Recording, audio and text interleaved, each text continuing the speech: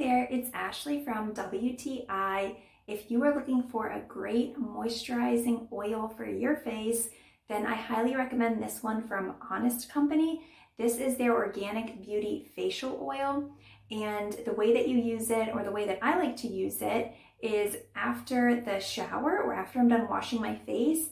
I like to put a couple of drops into my hand. You warm it up and then you press it into your face. And this leaves my skin really moisturized. You can use it before your makeup or before you go to bed, and you can use it twice a day. I was under the impression that oils maybe were going to clog my pores, but I haven't had any breakouts with this oil. It is certified organic, and Honest is a great company. If you are looking for a facial oil that is not only good for your skin, going to moisturize it, then I highly recommend this one. It goes on smooth and it absorbs really well, but that's just my point of view.